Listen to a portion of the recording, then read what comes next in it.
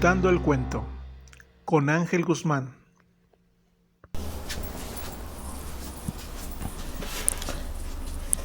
Estamos en Contando el cuento. Mi nombre es Ángel Guzmán. Las armas mexicanas se han cubierto de gloria. Con estas palabras escritas en un telegrama, el 5 de mayo de 1862, Ignacio Zaragoza le envía al presidente Benito Juárez diciéndole que ha vencido en la batalla de Puebla, de la heroica Puebla, contra los franceses. Estamos en el marco del 5 de mayo de la batalla de Puebla y vamos a hablar sobre este acontecimiento y cómo fue su origen, desde dónde viene y hasta cuándo termina. Muchas veces creemos que sí, nosotros le ganamos a los franceses, pero ¿qué pasó antes? ¿Qué pasó después? Y es solamente una de las partes que nos muestra o nos quiere mostrar el gobierno de la historia, y no toda la historia. Recordemos que en esta fecha, 1862, 2 años antes, Benito Juárez, al no tener dinero en las arcas del gobierno, decide suspender 2 años la deuda a 3 países: a Francia, a Inglaterra y a España. A Francia se le debían 2 millones, a Inglaterra 69 millones y a España 9 millones. De alguna manera, para el acontecimiento de la batalla del 5 o la invasión del 5 de mayo, solamente fue por medio del gobierno francés. Pero ¿desde dónde viene esta invasión de los franceses? Diremos que en 1828, un pastelero en la Ciudad de México tenía su negocio. Entraron unos militares y tomaron algunos pasteles, vamos a decirlo de esta manera. Este pastelero se quejó en la embajada francesa, diciendo que los daños a su pastelería ascendían a los 600,000 pesos de esa época. Creo que ni su negocio podría valer todo eso. Recordemos que en ese tiempo el presidente Guadalupe Victoria de alguna manera había negado muchos permisos y muchas concesiones al pueblo francés, sobre todo para las rutas del comercio y de las minas.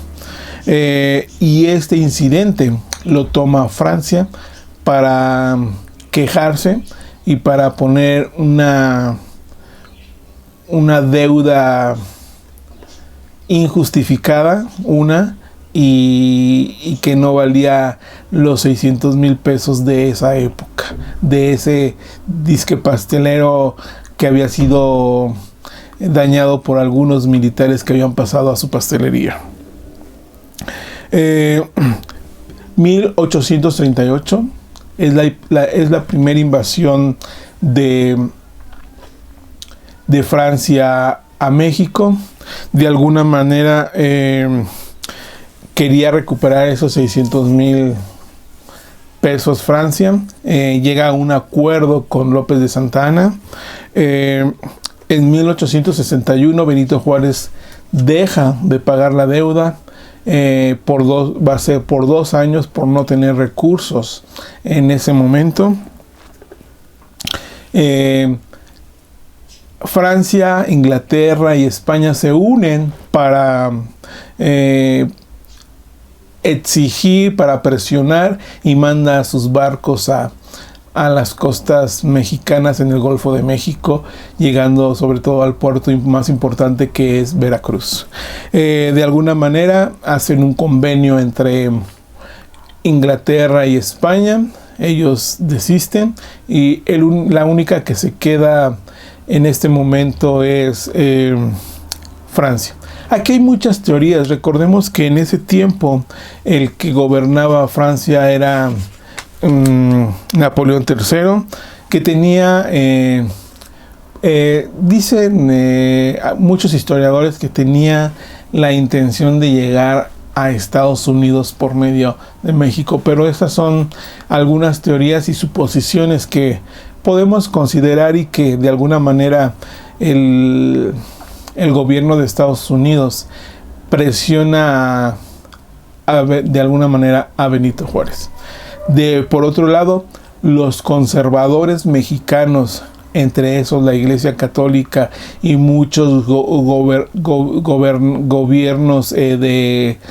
sobre todo de los estados, toman esto para pedirle a Napoleón, al pueblo francés, que le envíen a un personaje para que venga a gobernar México y que México se haga un imperio.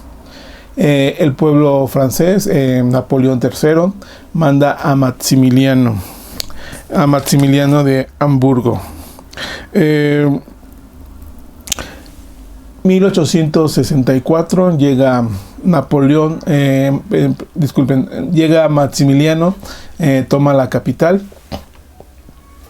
Pero recordemos que esta batalla de Puebla es, 1861, Benito Juárez deja de pagar la deuda, el gobierno francés presiona, desembarca en Veracruz, llega a los límites de Puebla para llegar a la Ciudad de México, y ahí es donde Ignacio Zaragoza se viste de gloria en esta batalla del 5 de mayo.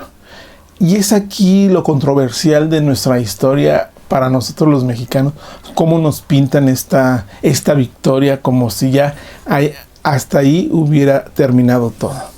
Pero la realidad es otra y la historia es otra. La victoria del 5 de mayo 1862 fue nada más una victoria a un regimiento francés que venía abriendo camino hacia la Ciudad de México.